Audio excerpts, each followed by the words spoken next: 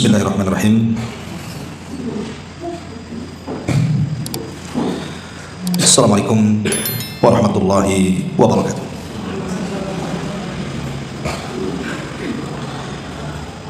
Innal hamdalillah nahmaduhu wa nasta'inuhu wa nastaghfiruh wa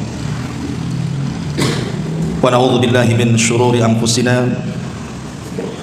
wa sayyiati a'malina. May yahdihillahu fala mudilla lahu wa man yudlil fala hadiya lahu. Asyhadu an la ilaha illallah wahdahu rabbi la syarika lahu wa asyhadu anna Muhammadan abduhu wa rasuluhu alladzi la nabiyya ba'dahu, amma ba'd. Ma'asyiral muslimat, ibu-ibu yang dimuliakan Allah Subhanahu wa taala. Alhamdulillah, di hari ini dengan izin Allah Subhanahu wa taala kita bisa duduk di taman-taman sorga, majlis-majlis zikir dan ilmu. Semoga dengan duduknya kita di majlis ini Allah Subhanahu wa taala memberikan curahan berkahnya kepada kita, karena tidaklah seseorang berkumpul di rumah-rumah Allah Subhanahu wa taala kecuali akan diturunkan kepada mereka rahmat, kemudian barakah, dan nama kita akan disebut-sebut di hadapan makhluk yang ada di langit sana. Pembahasan yang diamanahkan di hari ini, kita akan membahas tentang alamat atau ciri-ciri wanita-wanita yang akan menjadi penghuni neraka dan wanita-wanita yang akan menjadi penghuni surga. Tentu pembahasan ini sangat penting, karena seorang mukmin, baik laki-laki ataupun perempuan, selama hidup di dunia dia tidak akan kenyang untuk beramal saleh sampai kedua kakinya menginjakkan di surga. Bahkan Abu Bakar Siddiq radhiyallahu anhu pernah mengatakan, kalau hanya satu kakiku yang masuk ke dalam surga dan kaki yang satunya belum menginjakkan surga, aku belum pernah merasa aman sampai dua-duanya menginjakkan surga. Artinya seorang muslim ataupun muslimah tidak boleh kenyang dalam beramal selama masih hidup di dunia, sampai betul-betul kedua kakinya betul-betul menginjak surga. Baik, kita akan masuk pada tema yang pertama tentang ciri-ciri wanita penghuni neraka. Bicara soal neraka, ma'asyiral muslimat yang dimuliakan Allah Subhanahu wa taala, neraka ini satu tempat yang Allah Subhanahu wa taala sediakan kepada orang-orang kafir dan kalangan ahli maksiat dari kalangan ahli tauhid. Dan posisi neraka itu di bawah dasar bumi, sementara posisi surga itu di atas langit. Bicara soal wanita-wanita yang akan menghuni neraka ini, sebenarnya Bu, wanita masuk surga itu lebih mudah dibandingkan laki-laki. Saya ulangi, wanita kalau ingin masuk surga itu lebih mudah dibandingkan laki-laki meraih surga. Mana dalilnya? Nabi SAW bersabda, "Idza shallatil mar'atu khamsaha wa shamat syahraha wa hafizat farjaha wa ata'at ba'laha qila laha udkhulil jannah min ayyi abwabi ats-tsamaniyati syi'ti." Kata Nabi SAW, apabila seorang wanita itu menjaga sholat 5 waktunya, kemudian yang kedua menjaga puasa Ramadannya, kemudian yang ketiga menjaga kemaluannya, dan yang keempat taat kepada suaminya, maka akan dikatakan kepada wanita itu, silahkan masuk surga dari 8 pintu yang kau sukai. Subhanallah ya. Laki-laki masuk dari 8 pintu itu bukan mudah, tapi wanita mudah dan dipersilahkan masuk dari 8 pintu surga sesuai yang ibu-ibu kehendaki, asal melaksanakan 4 perkara.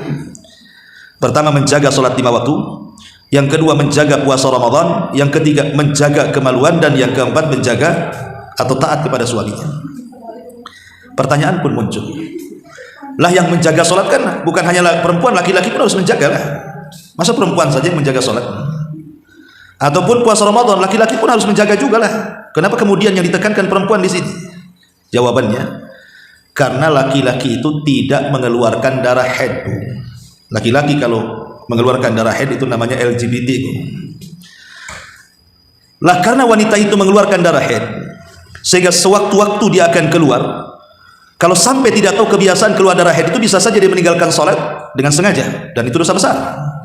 Pamannya nih, dalam 1 bulan mungkin ibu yang ada yang keluar haid di awal atau di akhir bulan, ibu sudah tahu jadwalnya bahwa dalam minggu-minggu ini pasti akan keluar darah haid. Lah karena ada kebiasaan, terkadang seorang wanita itu terkadang nggak perhatian soal itu. Datang waktu duhur, tahu ini waktu-waktunya haid akan keluar, entah mungkin ibu merasa mulas atau apa gitu kan, mesti ada tanda-tanda kan.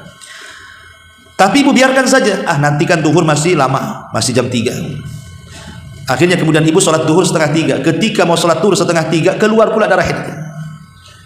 Akhirnya ibu meninggalkan sholat kan, karena melalaikan sholat. Ya. Masyaallah muslimat yang dimuliakan Allah Azza wa Jalla. Dari situ kenapa kemudian Islam sangat menegaskan kepada para wanita untuk menjaga sholat. Kalau sudah tahu dekat-dekat waktu haid itu jangan pernah mengulur-ngulurkan waktu. Dikhawatirkan kalau mengulur-ngulur waktu tadi mau sholat tiba-tiba keluar darah haidnya. Sama dengan puasa, mengqadha puasa kan, setiap Ramadan pasti ibu punya hutang. Lah kadang-kadang membayar hutang Ramadan itu ada seorang wanita yang malas sampai nunggu Sya'ban tahun depan belum dibayar-bayar hutangnya. Ketika sudah mendekati Ramadan sibuk bayar hutang, rupanya keluar haid. Akhirnya masuk ke Ramadan berikutnya. Lah dari sini Rasul mengatakan apabila seorang wanita menjaga sholatnya, menjaga puasa Ramadannya, dan menjaga kemaluannya serta taat kepada suaminya, silahkan masuk surga dari 8 pintu surga yang dia sukai. Dan dari sini 4 perkara saja seorang wanita itu mudah masuk surga. Laki-laki ini kan macam-macam amalannya, itu masuk surga itu berat. Tetapi masalahnya wanita ini dimudahkan masuk surga, tapi kenapa pula yang banyak di neraka itu pula perempuan? Jadi dalam peristiwa Isra Mi'raj Nabi SAW pernah diperlihatkan ketika Rasul melihat-lihat neraka itu. Rupanya kata Nabi SAW, ittala'tun nara, aku diperlihatkan neraka. Fa idza aktsaru ahlihan nisa, ternyata kebanyakan penghuninya mak-mak pula lah itu, ibu-ibu di neraka itu paling banyak. Kenapa coba? Inilah kita akan bahas. Kenapa sampai wanita itu lebih banyak di neraka dibandingkan surga? Sebenarnya di surga banyak juga perempuan. Cuman kalau di surga itu kan bidadari yang banyak, memang penghuni surga. Tapi kalau di neraka itu memang wanita-wanita dunia yang masuk neraka. Baik, kita mulai. Yang pertama, hadis Nabi SAW. Kata Nabi SAW, arba'un min ummati, atau arba'un fi ummati min amril jahiliyati la yatrukuhun al-fakhru fil ahsab wat ta'nu fil ansab wal istisqa'u bin nujum wan niyahatu 'alal mayyit. Qala an-naihatu idza lam tatub qabla mautiha tuqamu yaumal qiyamati wa 'alaiha sirbalun min qatiran wa dhira'un min jarabin. Kata Nabi SAW, ada 4 perkara terdapat pada umatku, semua adat istiadat jahiliyah. Apa itu? 1, membangga-banggakan kebesaran leluhur. 2, mencela keturunan. 3, mengaitkan turunnya hujan kepada bintang tertentu. Dan yang 4, meratapi mayat. Ini yang 4. Ciri-ciri wanita penghuni neraka itu adalah wanita yang suka meratap. Kenapa kemudian dikhususkan kepada wanita coba? Karena laki-laki itu ada yang meratap, tetapi jarang. Karena laki-laki itu lebih tabah dibandingkan wanita kalau terkena musibah. Tapi umumnya yang meratap itu ya ibu-ibu, siapa lagi? Bahkan saya pernah melihat, Bu, ada orang yang meratap itu luar biasa. Jadi ada bapaknya kalau tidak salah, bapaknya itu sedang sakit parah. Lah kebetulan koma. Entah kenapa siapa yang memulai, tiba-tiba kemudian satu keluarga nangis. Padahal bapaknya masih koma, masih belum mati bapaknya tuh. Tiba-tiba kemudian salah satu anaknya yang perempuan itu guling-guling itu, guling kiri, guling kanan sampai jabat-jabat rambut, sampai ditenangkan sama warga. Akhirnya kemudian dimasukkan ke kamar, sudah pingsan. Rupanya bapaknya tak jadi mati. hanya koma saja, tak jadi mati bapaknya, tapi dia sudah guling-guling kayak dia yang mau mati, yang meratap itu. Kan aneh gitu ya. Makanya kenapa dahulu di zaman Nabi SAW ada seorang wanita namanya Ummu Salamah. Ummu Salamah radhiyallahu anha menikah dengan seorang laki-laki namanya Abu Talha. Lah Abu Talha itu punya anak laki-laki namanya Abu Umair. Abu Talha itu punya anak laki-laki namanya Abu Umair. Lah satu hari Abu Umair ini sakit. Abu Talha suaminya sedang safar. Akhirnya Allah takdirkan meninggal pula lah Abu Umair. Keluarganya menangis. Akhirnya kemudian Ummu Salamah mengatakan kepada keluarganya yang menangis, jangan ada yang menangis di rumah ini, keluar semuanya. Siapapun yang meratap di rumah ini, keluar dari sini, dan awas jangan sampai memberitahu suamiku tentang kematian putranya, biar aku yang memberitahu katanya. Lihat bagaimana ketabahan Ummu Salamah. Dilarang, siapa yang menangis di rumah ini keluar. Akhirnya tidak ada yang berani nangis. Setelah kemudian Abu Talha datang, subhanallah ya, Ummu Salamah ini memberikan pelajaran bagaimana ketabahan seorang istri kepada suami. Jadi dimandikannya anaknya, dikafankannya anaknya, kemudian dibaringkan di tempat tidurnya seolah-olah dia tidur nyenyak padahal dia sudah mati.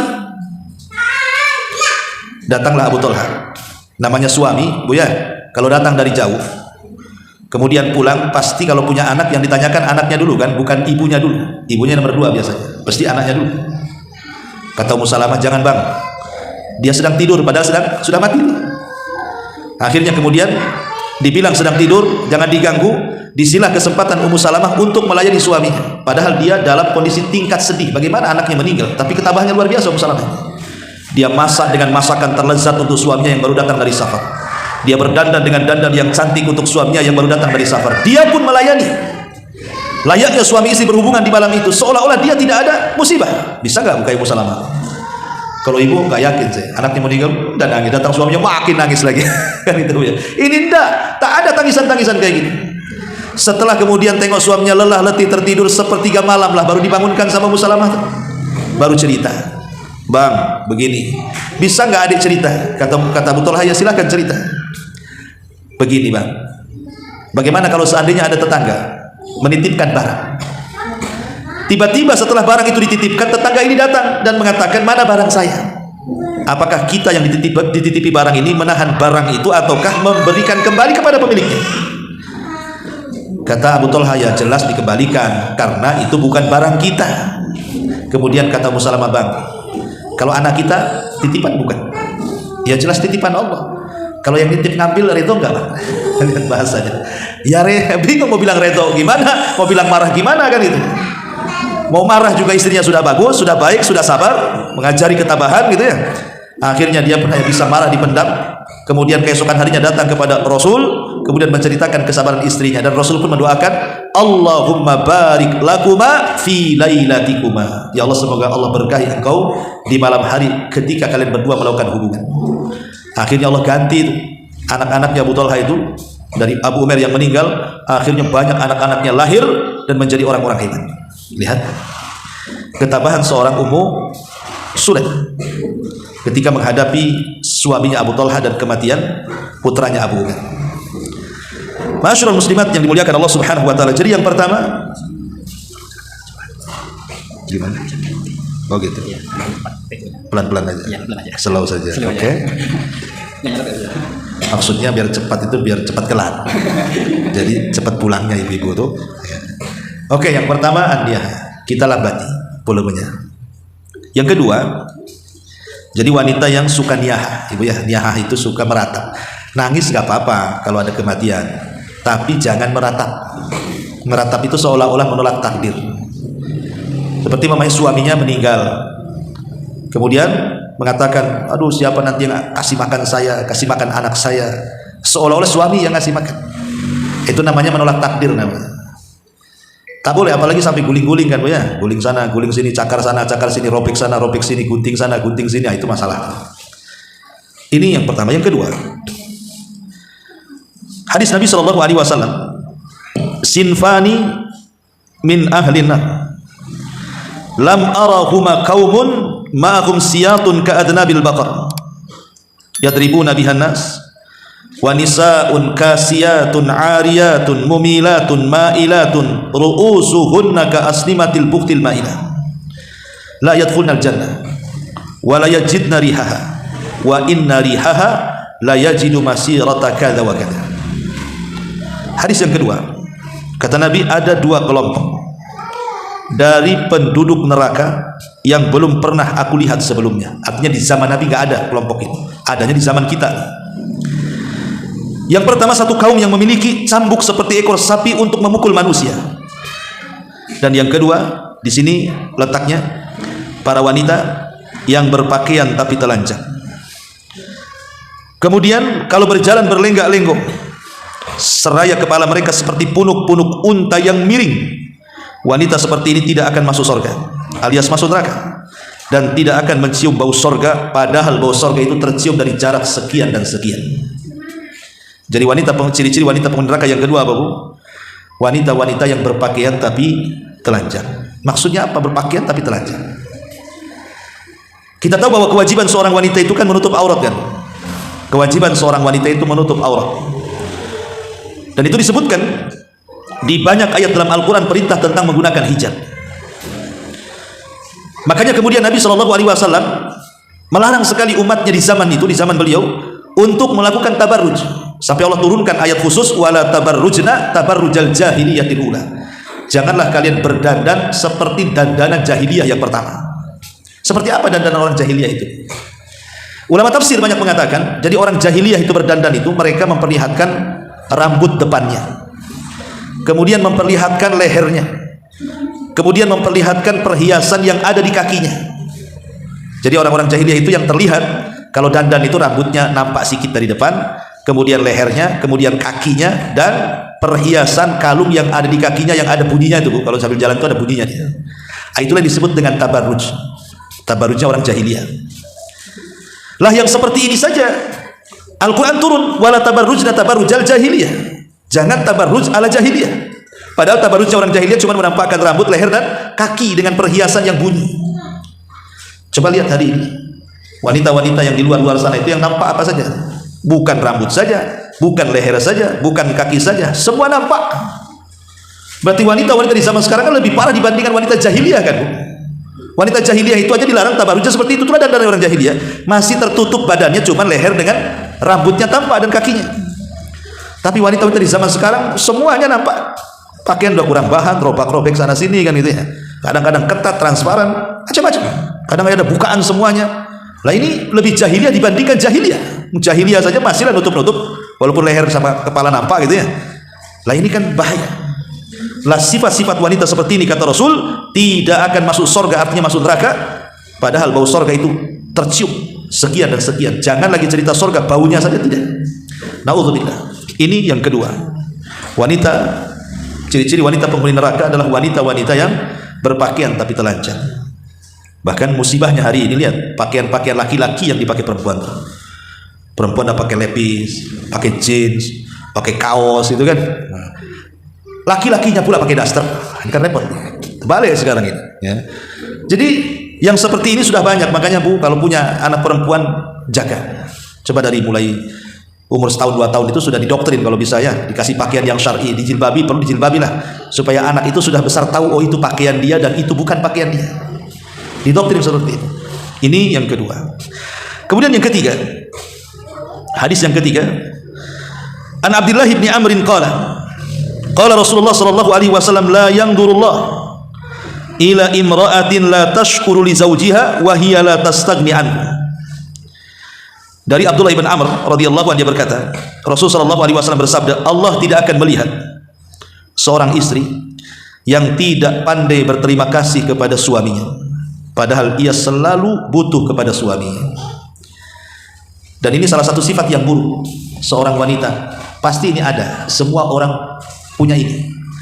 Jadi ibu-ibu yang di sini itu semua punya ini, sifat ini. Namanya kusurul fitri, kurangnya fitrah, mengikuti perasaan, tidak bersyukur kepada suami. Ini sifat ini ada pada semua wanita. Cuman ada yang ya parah gitu ya, ada yang ringan. Dan bagi laki-laki kita, bagi bapak-bapak para suami, memang diuji dengan ini yang satu. Jadi bapak-bapak itu diuji dengan kusurul fitrah, dengan perasaan wanita, seolah-olah laki-laki ini tidak pernah berbuat baik padahal sudah banyak berbuat baik. Istrinya itu butuh sama suaminya, tapi mengingkari kebaikan suaminya. Inilah yang kemudian, penyakit inilah yang kemudian paling banyak wanita masuk neraka. Penyakit yang satu ini, qusurul fitri, ini paling banyak memasukkan wanita ke dalam neraka. Tidak bersyukur dengan suami. Perhatikan hadisnya. Nabi SAW bersabda, uritun nara, aku diperlihatkan neraka. Fa idza aktsara ahlihan nisa, rupanya kebanyakan penghuninya pula ibu-ibu. Kemudian sahabat bertanya, Rasul, apa mereka tidak sholat? Sholat. Apa mereka tidak puasa? Puasa. Apa mereka tidak sedekah? Sedekah. Apa mereka tidak haji? Rajin haji. Lalu kenapa mereka bisa masuk neraka? Itu pertanyaannya. Dan kebanyakan pula di neraka. Disinilah letak kelemahannya. Kata Nabi SAW, walakinnahunna yakfurnal ashir. Karena kebanyakan wanita itu kufur kepada suaminya. Apa maksudnya kufur kepada suami itu? Maksudnya kalau seandainya suami itu berbuat kebaikan seumur hidup untuk istrinya, tiba-tiba suami ini melakukan satu kesalahan, maka seorang wanita akan mengatakan kepada suaminya, engkau belum pernah berbuat baik sedikit pun kepada aku. Ini kan bahaya. Ini kan bahasa hadis ya. Kalau bahasa ibu kan beda, ya sama aja sebenarnya. Kok ini nggak perhatian, itu kan kurang lebih saja. Kok ini kurang sayang, kok ini cinta nggak sih sama saya? Itu bahasa-bahasanya. Padahal laki-laki itu cinta kepada seorang wanita itu tidak seperti yang ibu bayangkan. Terkadang mereka diam, tapi mereka sayang. Buktinya kasih rumah, kasih uang, kasih anak, kasih ini, dibilang kak sayang pula. Coba bayangkan. Anak 12 dibilang tak sayang. Udah 12 itu gimana caranya tak sayang tuh? Udah solusin gitu. Itulah kadang-kadang dulu ada cerita, Bu. Di zaman Nabi SAW ada seorang sahabat. Sahabat ini orang soleh. Namanya Hasan ibn Thabit. Thabit ibn Qais al-Mushammas. Thabit ibn Qais al-Mushammas. Thabit ibn Qais al-Mushammas ini, Bu, dia adalah juru bicara Nabi, jubir presiden kalau zaman sekarang. Jadi kalau Nabi itu kan punya juru bicara, namanya Thabit ibn Qais al-Mushammas. Jadi kalau ada kabilah-kabilah datang dari jauh, dialah yang menghadapi juru bicaranya. Orangnya hitam, orangnya pendek, rambutnya keriting, tak ada tampan-tampan belas, tidak ada. Memang ya nggak tertarik lah. Tetapi dia orang soleh karena orang kepercayaan Nabi. Dia punya istri, Bu, cantik sekali, dan wanita tercantik dari wanita-wanita Ansar. Memang begitu, Bu, ya. Kalau suaminya jelek, biasanya istrinya cantik. Kalau suaminya tampan, istrinya pula jelek. Tukar-tukar gitu. Nah ini Thabit ini Ibn Qais al-Mushammas ini, ya tampangnya hitam, tahu lah kan, itu pendek, tak ada ganteng-gantengnya. Istrinya pula cantik, bahkan wanita tercantik dari wanita-wanita Ansar. Jadi kalau suaminya jalan dengan kawan-kawannya jelek sendiri. Jadi istrinya nengok suaminya itu kalau lagi kawan berdua bertiga dengan kawannya, kok suami saya jelek sendiri, hitam sendiri, pendek sendiri, keriting sendiri. Jadi akhirnya hilang cintanya, Bu. Hilang cintanya, nengok kawan-kawannya kok ganteng sendiri gitu, kalau suami saya kok lain sendiri gitu. Lama-lama hilang cintanya.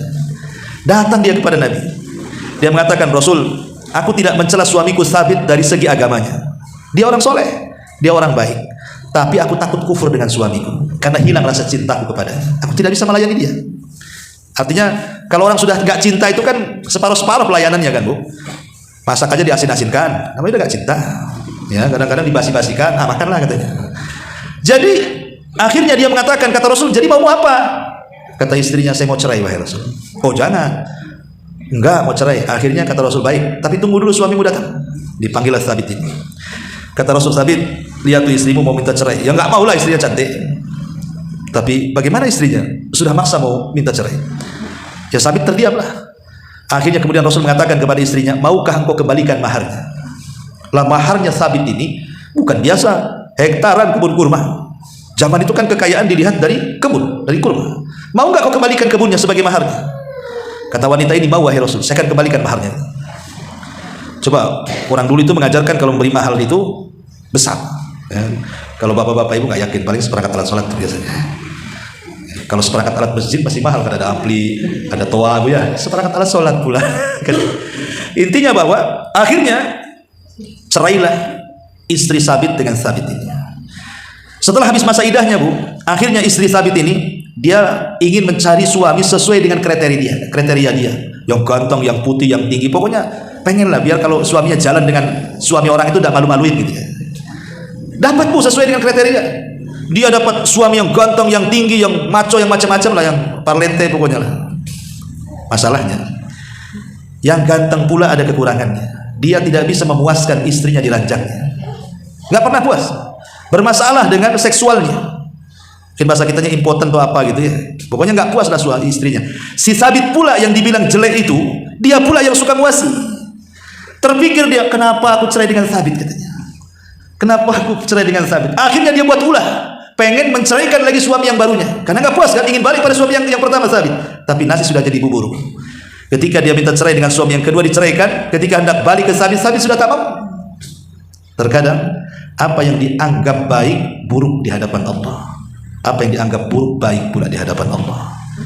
Nah, inilah gambaran wanita-wanita yang kadang-kadang tidak sabar, mudah kufur pada suami. Ya, dia tidak pernah melihat suaminya apa adanya. Rupanya sebenarnya suaminya itu punya kelebihan yang kadang-kadang ibu tak tahu tuh sebenarnya kelebihannya. Hanya bisa membandingkan dari jauh. Sebenarnya suami ibu lebih hebat dibandingkan yang lainnya. Ini contoh saja sejarah kan itu ya. Makanya ini yang ketiga di antara wanita-wanita penghuni neraka itu adalah wanita yang tidak bersyukur kepada suami alias kufur. Ini yang ketiga. Yang keempat, hadis dari Abi Hurairah radhiyallahu anhu. Qala Rasulullah sallallahu alaihi wasallam, "Idza da'a ar-rajul imra'atahu ila firashihi fabatat ghadban 'alaiha la'anatha al-malaikatu hatta tusbiha." Dari Abu Hurairah radhiyallahu anhu, kata Nabi SAW bersabda, jika seorang seorang suami memanggil wanitanya, memanggil istrinya ke tempat tidurnya, maksudnya suaminya ingin melakukan hubungan suami istri, namun sang istri enggan, tak mau datang, atau malas melayani, atau ogah-ogahan, atau banyak alasan, atau banyak kelesnya, entah karena capek lah, karena ini, pokoknya banyak kali ngelesnya. Akhirnya suaminya hilang hasratnya, yang ada dongkol marah, tidur dalam posisi marah karena tak dapat jatah. Maka wanita itu, kata Rasul, akan dilaknat sampai waktu subuh. Ustaz, tak adil. Kalau suami minta kita tolak, aku pula dilaknat. Aku minta suami, tak mau pula. Suami dilaknat gak, Bu? Tidak, karena biasanya suami jarang nolak. Ini tanya bapak-bapak di depan. Nggak ada suami nolak-nolak tuh. Yang suka nolak-nolak kan istri. Makanya hadis ini dikhususkan kepada para wanita. Mungkin 1001 lah kalau laki-laki nolak. Mungkin karena sudah tidak cinta, atau karena ada orang nomor 2, nomor 3, nomor 4, nomor 5 mungkin di luar itu jadi dingin dia kan. Tapi kalau belum ada nomor-nomor di luar itu masih panas tuh, Bu. Ya. Artinya bahwa di sini Nabi SAW mengingatkan soal ketaatan di sini. Bukan hanya bicara soal ranjang saja, tidak. Maksudnya hadis ini bicara soal ketaatan. Karena muara pokok dari seluruh hak seorang istri kepada suami itu ada pada taat. Setelah dia taat kepada Allah, baru taat kepada suaminya. Ini saya jadi kencang lagi nih ngomongnya. Bisa dilambat-lambatin ini. Ya. Gimana ini mau lambat-lambatin ngomongnya? Oke, jadi ini yang keempatnya. Yang kelima. Jadi yang keempat ini istri yang tidak pernah taat pada suami. Yang nomor 5, hadis Nabi SAW dari Abu Hurairah radhiyallahu anhu. Hadis ini terdapat dalam kitabnya Imam Bukhari, tapi bukan dalam sahihnya. Dicantumkan dalam kitabnya Adabil Mufrad. Jadi Abu Hurairah radhiyallahu anhu bercerita tentang seorang laki-laki datang kepada Rasul dan mengatakan, "Ya Rasulullah, inna fulanatan taqumul laila wa tasumun nahar wa tasaddaqat bi fuduli amwaliha wa taf'al wa taf'al." Rasul, di sana ada ibu-ibu kalau malam tidak pernah tinggal sholat malam, kalau siang tidak pernah tinggal puasa sunnah, kalau ada hal-hal yang perlu disedekahi, disedekahkan hartanya tanpa batas, dan dia pun banyak melakukan kebaikan ini dan kebajikan itu. Tapi penyakitnya satu, wahai Rasul, walakin tu'dhi jiranaha bilisaniha, tapi lisannya setajam silet cutter sama tetangganya, nyelekit, nyakiti tetangganya dengan lisannya. Padahal ahli sholat, ahli puasa, ahli sedekah, ahli berbuat baik, tapi ahli juga menyakiti tetangganya dengan lisannya. Apa kata Nabi? La khaira fiha, wanita itu hilang seluruh kebaikannya. Bal hiya min ahli nar, bahkan wanita itu akan masuk ke dalam neraka, kata Nabi. Subhanallah, ya. Wanita ini masuk neraka bukan karena berzina, bukan karena membunuh, bukan karena zalim, tidak. Wanita ini masuk neraka gara-gara lisanmu.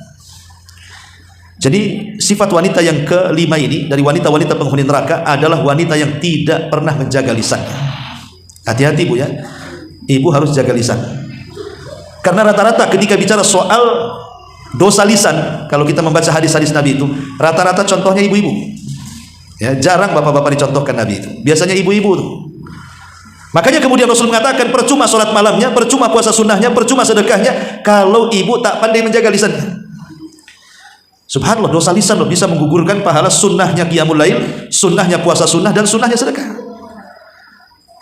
Dari sini kita tahu bahwa kalau orang ingin betul-betul hijrah, apa kata Rasul? Al muslimu man salimal muslimuna min lisanihi wa yadihi. Kalau ibu ingin hijrah ke sunnah, maka yang pertama dihijrahkan itu bukan pakaian dulu. Kadang-kadang sibuk orang hijrah itu pakaian yang dipikir itu. Nampak cadarnya bagus, mereknya bagus, branded, langsung suaminya dikoyak-koyak, beli bang, biar mantap, ya kan? Bukan, hijrah itu bukan casing. Pakaian itu casing saja. Lebih daripada itu yang harus dihijrahkan pertama kali, Bu, setelah hati adalah lisan. Ibu hijrahkan lisan yang dulunya suka ngomong kotor gitu ya. Kan ada, Bu, saya pernah dengar, Bu, ada seorang wanita itu kalau kaget itu yang diomongkan aneh-aneh, latah gitu, ngomong apa entah, ngomong jangkrik, ngomong apa, pokoknya adalah kalau yang kaget itu kan biasanya ngomong macam-macam, kadang bahasa-bahasa kotor dikeluarkan. Berarti kalau dalam kagetnya saja dia bisa mengeluarkan kalimat kotor, berarti ketika tidak kaget lebih kotor tuh ucapannya tuh. Kagetnya kayak gitu ngomongnya. Kan kaget itu kan refleks ya kan, nggak sadar dia ngomong kan. Entah ngomong apa yang jorok-jorok tuh. Loh, kalau kagetnya ngomong jorok, cuman nggak kagetnya, berarti memang kebiasaan dia itu ngomong jorok kan. Makanya biasakan kalau sudah hijrah ya jaga lisan. Contoh nih, Nabi SAW satu hari menegur Aisyah, Ummul Mukminin radhiyallahu anha. Kenapa? Karena Aisyah waktu itu sedang menjelek-jelekan madunya. Sofia itu kan turunan Yahudi, putra daripada Huyai ibn Akhtab, menikah dengan Nabi. Orangnya pendek tapi cantik. Aisyah ini tinggi orangnya. Jadi istri Nabi itu macam-macam, Bu. Ada yang tinggi kurus, itu Aisyah. Ada yang pendek kurus, itu Sofia. Ada yang gemuk, itu Hafsah. Ya. Ibu masuk ke mana tuh? Ya. Masuk ke Hafsah berarti ibu gemuk. Ya. Masuk tinggi kurus Aisyah. Masuk pendek kurus Sofia. Jadi nggak perlu ibu kecil hati. Wah, saya gemuk. Istri Nabi ada yang gemuk, tenang aja. Ya. Saya udah kecil lagi, kurus lagi, ada juga atau Sofia. Jadi nggak perlu kecil hati. Istri Nabi macam-macam bentuk tubuhnya, nggak semua langsing ada juga yang gemuk. Jadi Aisyah ini merasa bangga kalau tubuh dia itu semampai kayak ya model lah kalau bahasa sekarang. Jadi dia karena cemburunya dengan Sofia itu karena cantik, digibahnya pula Sofia di hadapan Nabi. Apa kata Aisyah? Ya Rasulullah, hasbuka an Safiyata kada wa kada. Cukuplah Sofia ini begini dan begitu. Aisyah tidak ngomong aku tinggi dia pendek, nggak ngomong, cuman pakai isyarat, seolah-olah kalau ngomong seperti itu cuman pakai isyarat tangan saja, aku tinggi loh, Sofia itu pendek, hanya ngomong begitu. Tapi Rasul marah kepada Aisyah dan mengatakan, ya Aisyah, laqad qulti kalimatan law mujizat bihal bahru lamajazat. Aisyah, diam kamu. Engkau sudah mengucapkan satu kalimat yang kau diletakkan di air lautan, satu dunia air lautan tercemari dengan kalimatmu, katanya. Subhanallah. Padahal sampah satu Jawa Tengah ini kalau dilempar ke air lautan tidak mungkin satu dunia air lautan tercemar kan. Tapi satu kalimat gibah bisa mengotori semua air lautan, saking bahayanya. Padahal gibahnya Aisyah kepada Sofia bukan dengan kata-kata, dengan isyarat tangan, bahwa dia pendek, si Sofia itu aku tinggi, cuma pakai tangan saja, itu sudah dianggap gibah tuh. Makanya Allah mengatakan wailun likulli humazatin lumazah. Karena gibah itu tidak mesti humazah, terkadang lumazah. Lumazah itu artinya mengisyaratkan atau meniru-niru jalan orang, meniru-niru gerakan orang. Umpamanya ada orang pincang di depan kita, ditirunya kita pula pincang-pincang. Itu gibah juga, niru orang. Ya. Gerakan-gerakan orang kita tiru dan itu merupakan konotasinya buruk, itu gibah. Jadi gibah itu tidak mesti kata-kata, walaupun asalnya kata-kata kan begitu. Tapi yang jelas bahwa penyakit lisan dibahaya. Kadang-kadang seseorang itu karena tidak tahan, ya kan Bu, kadang-kadang mengucapkan kalimat-kalimat yang tidak-tidak, terutama sama anak-anak. Saya kasih nasihat dalam ilmu parenting pendidikan anak. Jangan sampai orang tua itu mengucapkan kalimat kotor ataukah doa buruk kepada anaknya. Ada seorang syekh bercerita, jadi ada seorang ibu punya anak. Ini kejadiannya di Saudi sana, ya di Riyadh lah. Jadi ada anak remaja, nakal senakal-nakalnya kan. Anak-anak remaja ini, anak tanggung-tanggung ini kadang-kadang nakalnya luar biasa, kadang jengkelin kita orang tua kan. Jadi saking satu hari itu anaknya nakal senakal-nakalnya, entah dia berantem entah apa gitu, pokoknya buat malu orang tua. Sampai ibunya mengatakan apa? Nah kalau kau tahu nakal seperti ini, mudah-mudahan ada peluru bersarang di kepalamu, katanya. Bahasanya, kalau kau tidak berhenti dari kenakalanmu, semoga ada peluru bersarang di kepalamu. Itu ngomong itu satu kali ngomongnya, rupanya diaminkan malaikat tuh ngomong tuh. Jadi setelah anak ini tumbuh dewasa, sudah mungkin berpuluh-puluh tahun anak ini tumbuh dewasa dan sudah kuliah. Mungkin ibu ini sudah lupa juga dengan kata-katanya karena sudah dari kecil dia kan. Jadi setelah lulus kuliah, anaknya ini mendaftar sebagai anggota militer, termasuk ABRI, mungkin bahasa di TNI Polri lah negara kita ini. Jadi ketika ada penataran, Ya, satu barak dengan kawan-kawannya. Di situ ada pistol, disangka tidak ada pelurunya, dibuat main-main. Sama kawannya diletakkan di kepala, disangka tidak ada pelurunya, ya hanya main-main saja. Rupanya ada serongsong peluru satu di dalamnya itu. Pas dipencet, keluar meledak kepalanya. Wah, ibunya menangis.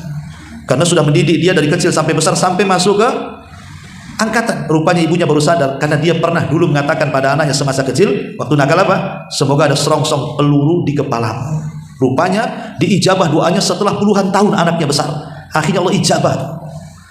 Maka Bu, jangan mengucapkan kalimat buruk sama anak-anak. Jangan-jangan doa ia tidak langsung dikabulkan hari ini. Boleh jadi dikabulkan setelah ibu meninggal. Kita tidak tahu. Ya. Makanya kalau ibu baca biografinya Imam Sudes. Imam Sudes kan Imam Masjidil Haram tuh. Ya. Itu Sudes ini waktu kecil-kecilnya Bu. Saya baca biografi di bukunya. Itu ibunya kalau murka sama Sudes kecil itu, dia tidak pernah mengeluarkan kata-kata kotor kecuali ya Sudes, daripada kau nakal kau pergi ke haram sana. Semoga Allah jadikan kau imam di situ katanya. Itu waktu kecil-kecilnya ibunya selalu ngomong begitu. Kalau nakal ngomong gitu lagi, kalau nakal ngomong gitu lagi. Akhirnya setelah berpuluh-puluh tahun, Sudes pun sudah menjadi ustaz, sudah menjadi ulama besar, diangkat jadi imam di Masjidil Haram. Itu namanya tafaul Bu. Jadi kalau anak ibu itu nakal sana, nakal sana, pergi ke Masjid Sabilun Najah sana. Ya, supaya jadi imam di situ, jadi takmir di situ. Bisa saja gantiin takmir di sini nanti. Kalau sudah besar kan jadi imam di sini. Kan dia tahu kan, itu kan kebaikan Bu. Jadi jangan ngomong macam-macam. Kadang-kadang mati aja kau. Kalau kau tahu nakal sudah kau cekek kau dari bayi. Kadang ada tuh ibu-ibu yang saking jengkelnya sama anak ngomong begitu tuh. Tidak boleh Bu. Ya, jadi wanita-wanita yang tidak pernah menjaga lisannya ini bahaya. Jangan sampai menjadi ahli ghibah, ahli namimah, ahli caci, ahli maki. Karena salah satu dari 5 orang yang tidak akan dapat syafaat pada hari kiamat adalah wanita-wanita tukang laknat, kata Rasul. Wanita-wanita tukang laknat tidak akan dapat syafaat Nabi. Siapa wanita tukang? Itu kalau ngomong yang keluar binatang, yang keluar kalimat-kalimat kasar, tukang laknat. Nauzubillah. Nah, ini yang kelima. Kemudian yang keenam, hadis Nabi sallallahu alaihi wasallam. Kata Nabi sallallahu alaihi wasallam, ayyuma imra'atin sa'alat zawjuha. Ayyuma imra'atin sa'alat zawjaha talaqan fi ghairi ma ba'sin fa haramun 'alaiha raihatul jannah. Wanita mana saja yang meminta cerai tanpa ada alasan yang jelas, maka haram baginya mencium bau surga. Kalau ada seorang istri, entah masalahnya apa tidak jelas, tahu-tahu minta cerai, haram, bahkan surga diharamkan kepadanya. Karena hak cerai itu hanya dimiliki laki-laki. Wanita itu tidak punya hak cerai. Kalau bukan cerai ya namanya khulu. Tapi kalau tolak, itu yang punya peran adalah laki-laki. Nggak bisa seorang istri mengatakan aku ceraikan kau bang, nggak akan, tetap aja suaminya. Tapi kalau suami mengatakan aku ceraikan kau deh, cerai. Sungguh-sungguh cerai, main-main cerai, niru sinetron pun cerai. Pemanya ada nengok perceraian di TV, ditirukan pula sama suaminya, saya ceraikan kamu. Kenapa kau ceraikan? Tuh niru di TV, jatuh cerai. Karena namanya cerai itu tidak bisa main-main. Sungguh-sungguhnya sungguh-sungguh, main-mainnya sungguh-sungguh, itulah cerai. Hati-hati ya. Jangan sampai asal-asal. Lah seorang wanita itu tidak boleh meminta cerai karena bukan hak dia. Makanya di sini kenapa kok hak cerai diserahkan kepada laki-laki dan tidak diserahkan kepada perempuan juga? Kenapa? Karena biasanya laki-laki itu, maaf ibu ya, maaf sekali lagi, laki-laki itu dia lebih berakal, akalnya sempurna dan agamanya sempurna. Itu yang melatar belakangi kenapa cerai itu di tangan suami. Karena 2 perkara. Suami itu akalnya sempurna dan agamanya sempurna. Lain dengan perempuan, akalnya kurang, agamanya kurang.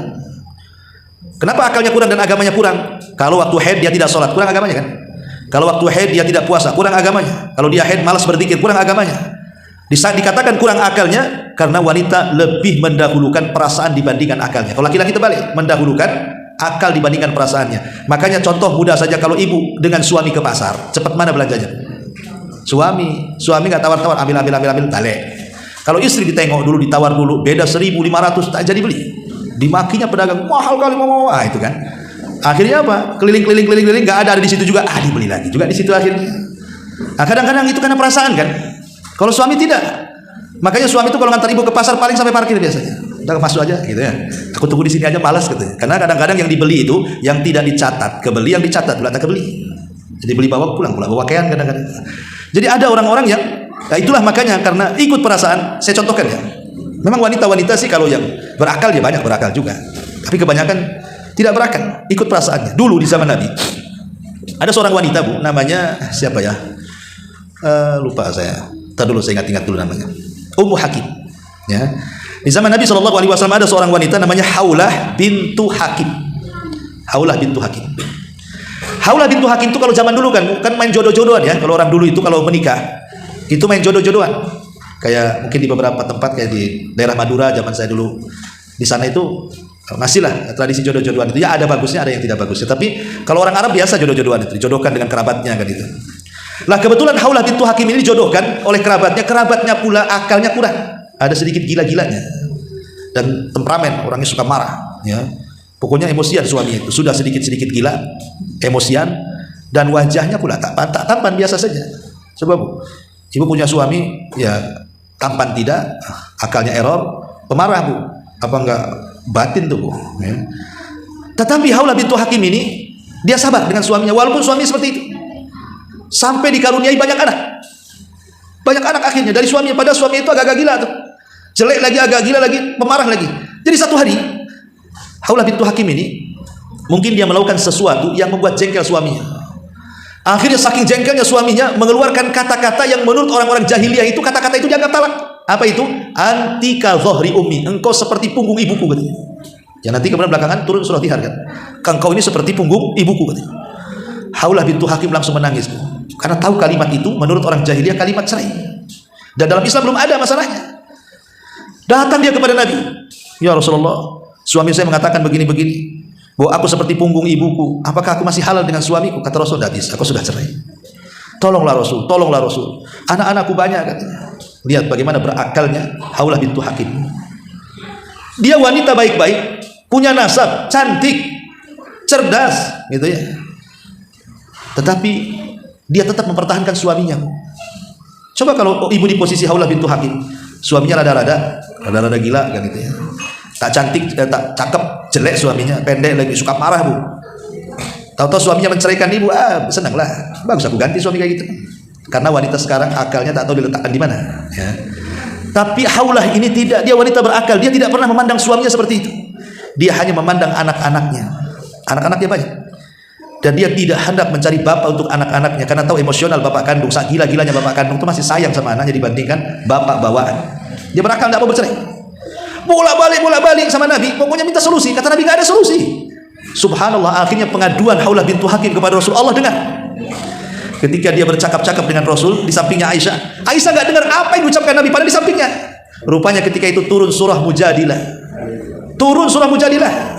Qad sami Allahu qaulal lati tujadiluka fi zawjiha wa tashtaki ila Allah wallahu yasma'u tahawurakum, terus sampai selesai ayat. Satu surat turun kepada Haulah bintu Hakim. Coba lihat. Inilah wanita berakal namanya. Wanita berakal, diceraikan sama suaminya tak terima. Pengen berujuk, pengen balik. Kalau sekarang kadang-kadang aneh, Bu. Kan Allah mengatakan apa? Wa in takhafuna nusuzahunna fa'idhuhunna. Kalau engkau takut istrimu melakukan perselingkuhan, selingkuh tidak mesti berzina. Mungkin selingkuh ya tidak taat, terlalu ngomongnya naik di atas suaminya dan begitu seterusnya ya. Apabila engkau melihat ada nusus di antara istrimu, penyelewengan dalam keluarga, kata Rasul apa? Nasihati. Kalau enggak pisah ranjang, kalau enggak pukul. Itu terakhir kan? Itu pun pukul bukan di wajah dan tidak berbekas. Tapi sekarang wanita-wanita di zaman sekarang saya bukan bercerita ibu-ibu di sini ya, maksudnya ibu-ibu di Batam sana ya. Tenang saja Bu ya. Jadi kalau wanita-wanita di sana itu, ya nggak tahu juga kalau kurang lebih saya tak tahu ya. Tapi yang jelas bahwa sekarang itu kalau diberikan pelajaran sama suami bukan kapok, malah seneng. Yang anehnya lagi, malah sekarang istri yang ngasih pelajaran suami. Kalau lagi bertengkar itu istri ngasih pelajaran suami, dia yang pindah kamar kan. Harusnya kan suaminya pindah kamar. Kan aneh bukan?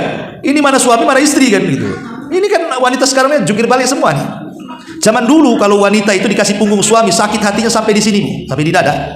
Kalau sekarang kau mau kasih punggung, mau enggak, mau pergi apa cuma ama kan, terserah kan itu. Karena sudah hilang girohnya. Lah yang seperti ini yang sudah tidak ada. Makanya keberkahan sudah enggak ada dalam rumah tangga, karena sudah enggak takut sama suami. Jadi ini yang keenam Ibu ya. Jangan sampai kemudian ibu meminta cerai, kecuali kalau memang ada yang menjadikan ibu harus minta cerai, seperti suaminya zalim, tukang pukul, KDRT, tidak sholat, itu lain ceritanya ya kan. Tapi kalau nggak ada angin, nggak ada hujan, tiba-tiba minta cerai, itu haram ya, wanitanya terancam dengan tidak akan masuk ke dalam surga, naudzubillah. Ini juga yang keenam. Yang ketujuh ya. Nabi SAW bersabda, hadis yang ketujuh, hadis dari Abdullah bin Mas'ud radhiyallahu anhu.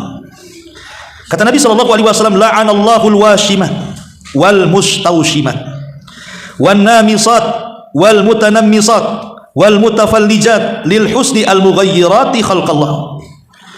Qala fa balagha dhalika imra'atu min bani Asad yuqalu laha Ummu Ya'qub wa kanat taqra'ul Qur'an fa atathu fa qala ma hadithun ballaghani anka annaka la'antal washimat wal mustawshimat wal mutanammisat wal mutafaljilat lil husni al mughayyirat khalqallah.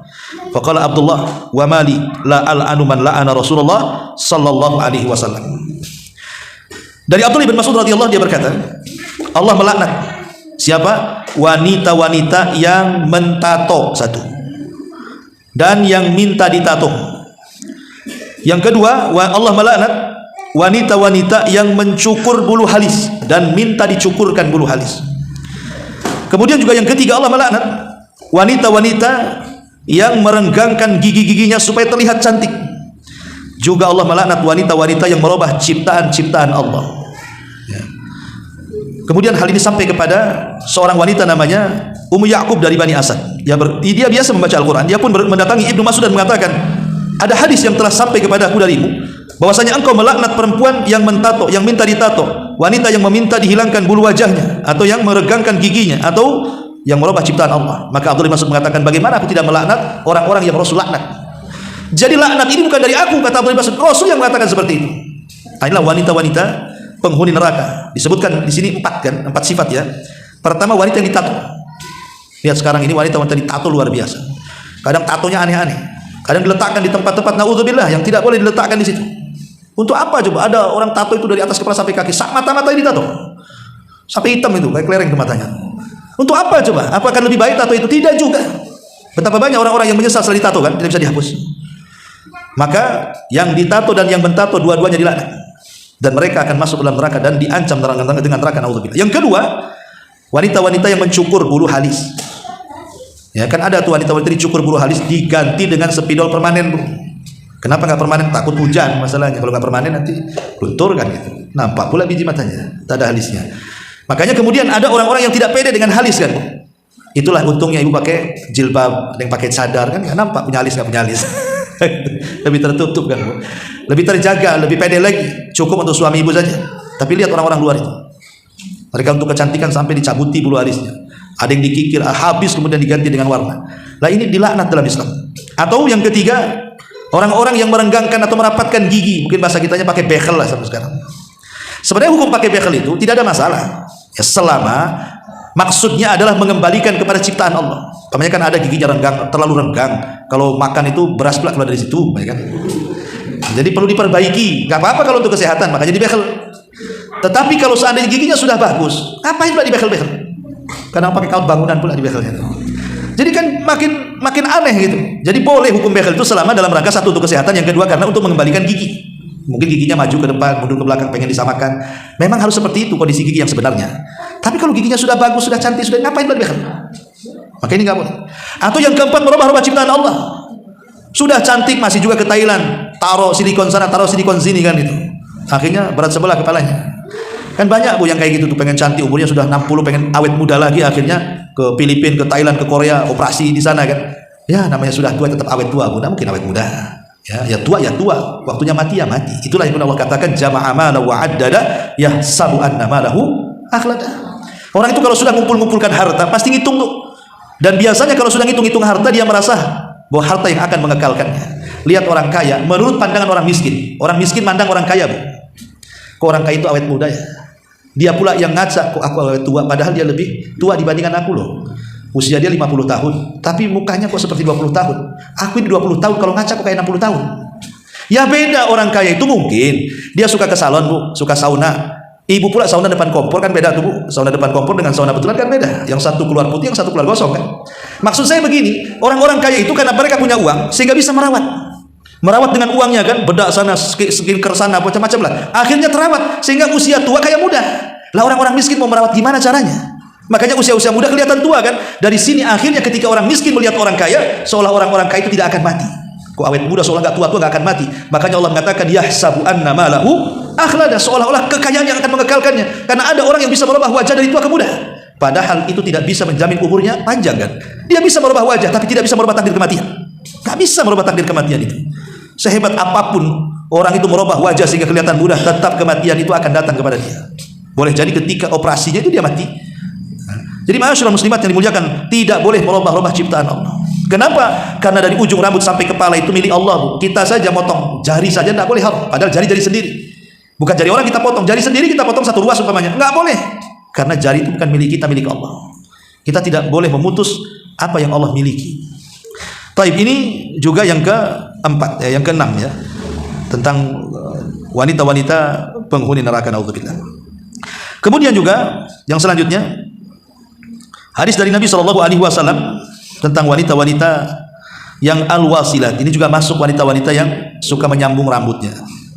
Sekarang kan banyak tuh pakai rambut palsu, pakai wig, pakai apa tuh bukan?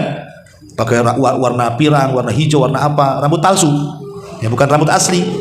Nah, itu tidak boleh.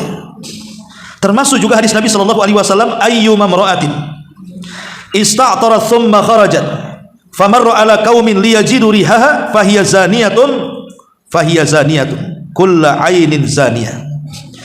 Wanita mana saja yang memakai wewangian lalu ia keluar dan melewati para laki-laki sehingga terciumlah sebagian dari wewangian tersebut, maka wanita itu dianggap pezinah, wanita itu dianggap pezinah, naudzubillah. Lihat, ini yang selanjutnya adalah wanita-wanita yang mereka suka menebar dengan wewangian. Ustaz, kalau nggak pakai wangi tak enak lah, apalagi ke pengajian. Apalagi saya makan jengkol, pete, apa semua bau badan, ya ngikutin yang dimakan lah Ustaz katanya. Maksudnya begini, ya bolehlah ibu tuh mandi pakai sabun kan itu. Mungkin ada sisa wangiannya, tapi kan bukan sengaja. Kalau minyak wangi itu kan sengaja disemprotkan supaya semerbak wanginya. Makanya kenapa dilarang? Tidak boleh. Cukuplah wangian itu di rumah saja ibu dengan anak dan suami. Kalau keluar itu ya tidak perlu.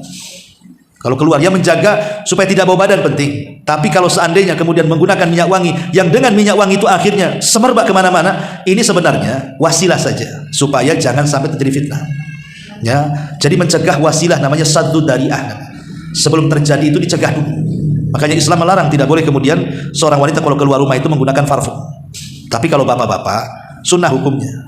Jangan terbalik, bapaknya bau gitu ya, istrinya wangi keluar. Nah, ini kan bahaya. Ya, jadi bapak-bapak ini yang harusnya banyak pakai minyak wangi, pakai celak gitu. Nah, kemudian juga diantara ciri-ciri wanita penghuni neraka adalah al-mutasyabbihat birrijal. Wanita-wanita yang menyerupai laki-laki. Nah, ini kan wanita-wanita tomboy lah bahasa kitanya, Bu ya. Jadi banyak wanita-wanita di zaman sekarang, ya tadi pakaian pakai lepis, pakai jeans, pakai kaos ketat-ketat, udah kayak laki-laki. Laki-laki ke mall cari jeans, habis di borong perempuan, gak ada artinya kan.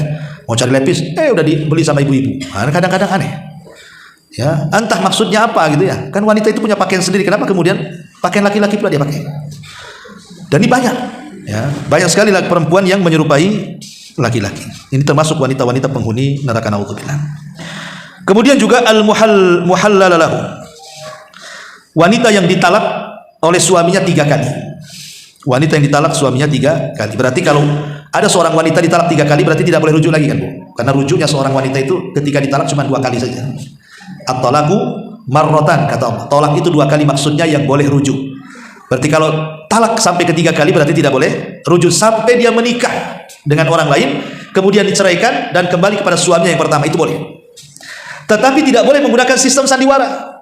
Enggak boleh. Itu namanya al-muhallil wal muhallalah. Dilarang. Menghalalkan perzinahan itu tidak boleh. Contoh, ini suaminya masih cinta dengan istrinya, tapi masalahnya sudah ditalak 3. Akhirnya dia pun nyewa orang, tetangganya yang laki-laki, saya bayar kamu nikahi istri saya 1 malam, habis itu perceraikan. Ada yang seperti itu. Akhirnya dibayar nikah 1 malam, ketika setelah akad langsung diceraikan lagi, kemudian setelah habis masa idahnya balik lagi ke suami yang pertama. Ini tidak boleh. Ini namanya hendak menipu Allah dan Rasulnya. Karena pernikahan yang kedua setelah talak 3 itu tidak boleh ada sandiwara di situ. Biarkan layaknya dia nikah lagi sampai bosan suaminya, dicerai, baru kemudian kembali ke suami yang pertama. Bukan karena sebuah sandiwara, yang penting bisa balik ke suami yang pertama. Nah, itu dilaknat wanita-wanita yang seperti ini. Naudzubillah. Ya, itu disebut muhallil wal muhallalalahu. Ma'asyiral muslimat yang dimuliakan Allah Subhanahu wa taala. Kemudian juga di antara ciri-ciri wanita-wanita penghuni neraka adalah az-zairat al-qubur, wanita yang sering ziarah kubur. Ziarah kubur itu boleh, tapi jangan sering bagi perempuan. Karena lafadznya la'anallahu zawwarat. Kalimat zawwarat itu siagul mubalaghah dalam bahasa Arab. Artinya Allah melaknat wanita-wanita yang sering ziarah kubur. Berarti yang sekali-kali boleh. Karena yang dilarang yang sering-sering. Tapi kalau laki-laki ya sunnah. Kalau bisa setiap bulan, setiap pekan, kapanpun laki-laki itu sunnah hukumnya berziarah kubur.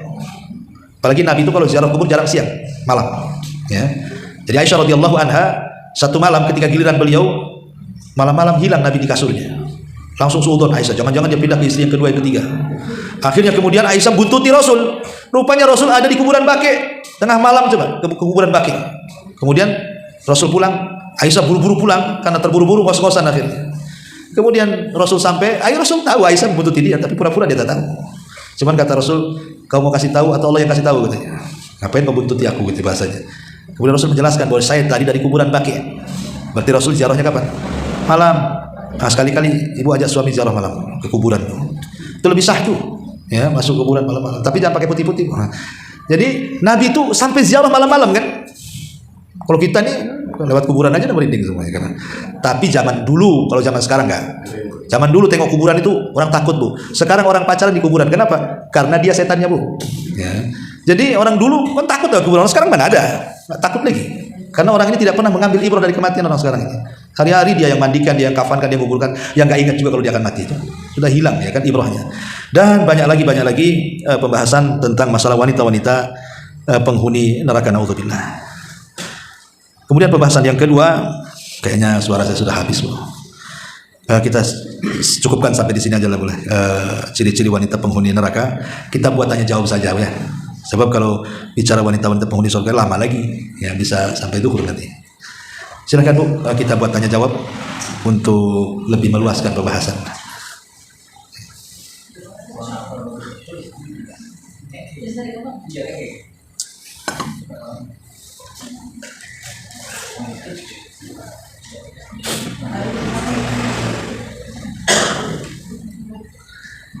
Ada? Oke, mana pertanyaan sekarang? Boleh? Tadi disebutkan ciri-ciri wanita penghuni neraka adalah wanita yang kepalanya dua ekor seperti punuk unta, gimana? Ya, maksudnya wanita yang kepalanya seperti punuk unta itu wanita yang menggelung rambutnya ketika menggunakan jilbab itu nampak gelungannya. Itu seperti punuk unta lah. Ya. Atau ada juga yang memahami maksudnya geleng-geleng kepalanya, tapi zahir hadis seperti itu, nampak gelungan kepalanya. Makanya diurai. Ya. Wallahu a'lam. Bismillah, barakallahu fiik wa fiik barakallah. Mohon nasihatnya Ustaz ketika seorang istri semangat menuntut ilmu syar'i namun terkadang karena keterbatasan tenaga hingga ada beberapa hak suami yang kurang tertunaikan. Jika meninggalkan atau mengurangi belajarnya, ada rasa khawatir tertinggal dengan teman-teman yang sudah pintar ilmu agamanya. Jazakumullah khairan. Iya. Bismillah, alhamdulillah, Bu. Kewajiban kepada suami atau hak suami itu jauh lebih wajib dibandingkan ibu hadir di majelis ilmu. Hadir majelis ilmu itu fardu kifayah saja. Artinya bahwa menyempurnakan hak-hak ibu kepada suami itu jauh lebih baik dan lebih berpahala dibandingkan ibu datang ke majelis ilmu. Kecuali kalau dua-duanya ibu bisa mengatur waktu. Satu sisi ibu bisa memberikan hak kepada suami secara sempurna, sisi lain ibu bisa datang ke pengajian. Alhamdulillah. Kalau bisa menggabungkan dua-duanya. Kalau tidak bisa harus memilih salah satunya, maka memberikan hak kewajiban kepada suami jauh lebih afdal, lebih berpahala karena wajib hukumnya dibandingkan ibu datang ke pengajian. Kalau soal rasa khawatir tertinggal teman-teman yang sudah pintar, insya Allah, Bu, ilmu itu rizki dari Allah. Sekarang kan dunia media juga sudah berkembang. Kadang-kadang bisa diakali direkam, minta direkamkan kawannya, atau bisa lihat dari YouTube-nya, dari live-nya, kan bisa aja, Bu. Ya, jadi tidak ada alasan untuk tidak ngaji karena sekarang sudah ada live-nya. Ya, jadi sebaiknya lebih mengutamakan hak suami dibandingkan kemudian, karena begini, takut ibu, takut saja. Kita kan tidak tahu yang namanya setan itu, dia akan datang kepada suami memberikan was-was. Ibu asik belajar, suami pula dongkol. Ibu asik nyatat, suami aja kelaparan gak dimasakin sama ibu umpamanya. Kan percuma jadinya. Ibu ngaji kan untuk apa? Ibu ngaji itu kan supaya hak-hak ibu kepada suami itu terlaksana. Dengan adanya ilmu di pengajian itu ibu makin soleha kan? Bukan ibu kalau ngaji makin jauh dari suami, justru harusnya makin sadar hak-hak mereka lebih terpenuhi lagi, kan tujuan ngaji itu kan, Bu. Ya. Jadi sebaiknya kalau seandainya hak suami sampai kemudian mengalahkan pengajian, sampai mengalahkan hak suami, sebaiknya kurangilah pengajiannya. Cukup pakai YouTube, pakai apa aja, insyaallah itu lebih baik. Ya, wallahu a'lam. Assalamualaikum. Waalaikumsalam. Ketika suami istri yang jarak jauh, anak setiap tulisan dokter nih. Apakah setiap keluar rumah harus selalu izin ke suami walaupun hanya perginya ke pasar atau berkunjung ke rumah orang tua suami? Iyalah, etika tuh. Ya, ibu harus punya etika, harus punya akhlak ya. Salah satu etika dan akhlak itu adalah ibu minta izin sama suami. Karena banyak suami kehilangan istri gara-gara tidak izin. Ya kan Bu, suaminya datang, istri tak izin mau kemana, bingung suaminya. Padahal ibu lagi di rumah tetangga sebelah kan. Disangka pulang kampung, telepon orang ke kampung, mana istri, padahal tetangga sebelah. Gara-gara tidak izin tuh, sampai panik. Ya, nanti lapor polisi kehilangan, padahal di rumah sebelah. Ya. Jadi namanya minta izin itu sesuatu yang masuk pada etika hak dan kewajiban seorang istri kepada suami, supaya suami tidak was-was. Karena begini Bu, ada tipe-tipe suami itu pencemburu, ya, ada tipe-tipe suami itu ya cuekan, ada tipe macam-macam tipe-tipe suami itu.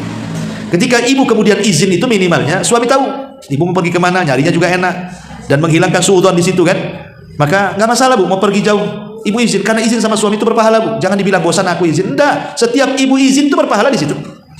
Bosannya justru berpahala. Maka sebaiknya minta izin. Wallahu a'lam. Ustaz, gimana menyikapi suami yang temperamental, pemarah dia, memberi nafkah hanya sekedarnya dan lebih asik dengan dunianya, main game, mancing, nongkrong. Siapa ini? Siapa ini? Apakah boleh wanita meminta cerai? Kan? Naik pula intensinya. Ataukah bersabar lebih baik? Tapi sudahlah, rasanya kasihan juga sama suami. Jadi ngapain tanya? Iya Bu, ya kalau ibu udah sabar alhamdulillah. Tapi Bu, jangan gara-gara tukang mancing minta cerai. Iya Ustaz, lebih sayang sama ikannya daripada sama saya katanya. Maksudnya begini ya, ibu berdoalah sama Allah. Kan yang membolak-balikan hati itu bukan ibu. Ibu mau cereweti kan, mau pagi, siang, sore, malam diomeli Bu, tetap yang namanya hati suami itu yang membolak-balikan Allah. Maka minta kepada Allah, coba minta kepada Allah agar hati suami dibolak-balikkan ke yang baik. Syukur-syukur kalau doa ibu itu di waktu-waktu mustajab. Ketuk pintu langit. Doa itu kan mengetuk pintu langit. Tidak mungkin kalau langit diketuk-ketuk berhari-hari oleh doa ibu kok nggak dikabulkan, itu mustahil. Sama lah, umpamanya ibu tidak suka dengan saya, tapi hari-hari ibu ngetuk rumah saya, lama-lama saya buka juga lah. Sian kan? Udah seminggu dia dari pagi siang sore ngetuk rumah terus. Dibuka juga lah lama-lama kan itu. Lah, itu kepada makhluk. Dalam kaidah akidah itu kepada Allah mimbabil aula. Maka teruslah ketuk pintu langit itu, minta kepada Allah, lembutkan hati suami saya, Allah lembutkan hati suami supaya jangan pemarah lagi. Minta sama Allah. Tidak ada yang mustahil bagi Allah. Mustahil bagi kita, mungkin bagi Allah. Itu harus dipahami. Ya, ini yang pertama. Berdoa apalagi di sepertiga malam, akhir, di waktu adzan dan qomat, di waktu ketika turun hujan, di waktu di hari Jumat setelah asar, ataupun di waktu pagi sebelum terbit matahari, itu kan waktu saja itu. Berdoa di situ. Ini yang pertama. Yang kedua, biasanya temperamental suami ini itu ya kadang ada tabiat dia memang seperti itu, bawaan atau warisan. Atau sebenarnya suami itu ketika dulu enggak gitu bahi orangnya, enggak suka pemarah, tapi berubah jadi pemarah. Itu terkadang pemicunya ibu juga. Jadi ibu yang nyalakan kompor, suami itu apinya. Kadang-kadang seperti itu, berarti kembali ke introspeksi. Boleh jadi ibu ini terlalu cerewet, akhirnya kemudian suaminya marah-marah kan itu ya. Kalau itu masalahnya, kurangilah cerewetnya, biar suami juga mengurangi marahnya. Jadi al-jaza min jinsil amal namanya, balasan itu disesuaikan dengan amalannya. Jadi lihat kenapa temperamentalnya suami itu, karena apa? Oh dia turunan, udah turunan susah lah itu mau dirubah tuh. Memang turunannya pemarah kan, bapaknya lebih parah lagi, anaknya mungkin kuadrat kan. Jadi satu, yang kedua tadi pelajari tabiat suami, supaya kalau tahu tabiat suami, tahu ini yang membuat marah suami ini, jangan sampai melakukan itu. Ini yang membuat senang suami ini, lakukan itu. Lama-lama Bu insya Allah kalau terus berdoa, pelajari watak suami. Kemudian yang ketiga ya nasihat. Dinasihati, nasihati bahwa main game, kalau main game memang nggak ada untungnya ya, masih untung judi slot ya daripada game. Main game ini apa untungnya? Dia nggak apa-apa. Nongkrong juga nggak ada. Kalau mancing mungkin lah dapat ikan. Kalau nggak dapat ikan ya lah, sama aja ngabisin waktu. Intinya bersabar. Betul kata ibu, bersabar. Insya Allah Bu, dengan bersabar nanti satu ketika lama-lama juga pasti berubah. Kan ada waktunya Bu. Allah itu menciptakan suami ibu bukan dalam satu kondisi. Saya yakin. Ibu harus yakin. Allah tidak menciptakan suami ibu itu dalam satu kondisi. Mungkin sekarang memang suaminya tukang nongkrong, tukang mancing, iya hari ini. Tapi esok lusa dengan berjalannya waktu insya Allah akan berubah. Dengan doa terus, nasihat, bersabar. Ada waktunya. Tidak mungkin Allah menciptakan satu kondisi, mustahil. Ya, karena orang itu kadang tertawa, kadang menangis, kadang bahagia, kadang sedih, kadang berkumpul, kadang berpisah. Itu kewajiban manusia seperti itu, diputar-putar seperti itu. Nanti ada waktunya kalau ibu sabar pasti akan mendapatkan kebahagiaan. Ya, apalagi di ujung pertanyaan, tapi sudahlah, nggak masalah katanya. Ya, selesai. Gitu. Ya. Baik, assalamualaikum warahmatullahi wabarakatuh. Afwan Ustaz, ana izin bertanya. Tafadhali. Jika suatu saat ana dipinang oleh seorang laki-laki yang baik agama dan akhlaknya. Jadi jika suatu saat ana dipinang oleh seorang laki-laki yang baik agama dan akhlaknya, kemudian ana berkeinginan jika setelah menikah nanti ingin hidup mandiri bersama suami, akan tetapi saat ana berdiskusi dengan orang tua ana terkait hal tersebut, orang tua ana seperti belum ikhlas jika ana pisah rumah dengan mereka. Bagaimana solusi yang tepat ya Ustaz? Karena anak terakhir. Jazakumullah khairan. Iya. Sebenarnya orang tua itu bukan tidak ikhlas. Dengan berjalannya waktu pasti akan mengikhlaskan. Cuman yang namanya orang tua di mana-mana, orang tua manapun, yang kepada anaknya mesti sayang. Apalagi anaknya pula sayang sama orang tuanya, tentu orang tua lebih sayang. Kecuali anaknya kurang ajar, durhaka, itu udah gak peduli itu orang tua. Kalau anaknya sayang sama orang tua, pasti orang tua sayang. Kalau bisa jangan kemana-mana kan. Ya sebaiknya yah-yahkan saja. Karena tujuannya bukan diskusi masalah dekat atau jauhnya dengan orang tua. Intinya mau kawin. Nah, itu dulu tujuannya. Kawin dulu. Itu selamatkan dulu. Jangan gara-gara diskusi akhirnya tak kawin. Nah, ini bahaya. Kawin dulu baru diskusi. Nah, itu benar tuh. Ini belum kawin, diskusi tak jadi kawin akhirnya. Gitu. Jadi saya sarankan nikah dulu. Dan nikah aja. Ya karena orang tua. Nanti yang ngomong bukan ibu, yang ngomong suami. Bang, abang aja yang ngomong. Nah, kan selesai tugasnya tuh. Itu suami, itu tugasnya. Ya. Kok yang pusing kok istrinya pula. Jadi sebaiknya kalau menurut saya diskusinya lupakan, kawinnya percepat. Nah, nanti akan ada solusi insya Allah setelah menikah. Assalamualaikum Ustaz, izin bertanya Ustaz, bagaimana batasan busana yang syar'i bagi wanita? Karena terkadang bingung, banyak pendapat-pendapat yang berbeda. Sebenarnya busana perempuan itu jelas harus menutup aurat, itu intinya. Inti daripada busana seorang wanita adalah menutup aurat. Kemudian tidak sempit, harus longgar, tebal, tidak transparan. Soal warna tidak ada masalah, asal jangan syuhrah saja memfitnah. Cuman menjadi perselisihan para ulama itu kan cuman soal masalah wajah dan telapak tangan saja sebenarnya. Apakah harus ditutup atau tidak? Sebagian ulama mengatakan tidak wajib. Seperti penafsiran Abdullah bin Abbas radhiyallahu anhu mengatakan menutup wajah dan telapak tangan itu tidak wajib. Artinya sadar itu tidak wajib. Tapi menurut pendapat Abdullah bin Mas'ud radhiyallahu anhu mengatakan wajib karena sumber fitnah dari situ. Jadi itu masalah khilaf ulama saja. Tapi intinya berpakaian perempuan itu yang penting menutup aurat, longgar, tidak sempit, kemudian tebal, tidak transparan, dan bukan pakaian syuhrah. Syuhrah itu pakaian yang memfitnah orang. Umpamanya warnanya penuh gitu kayak pelangi nempel di badan kan Bu, ya, dari atas ke bawah, ya. Atau pakai kalung rantai gitu ya. Ini nampak ini. Nah, itu tak boleh. Atau pakai parfum dan begitu seterusnya, tadi sudah saya jelaskan ya. Jadi inti pakaian itu sebenarnya mudah. Yang penting menutup aurat, itu saja. Wallahu a'lam.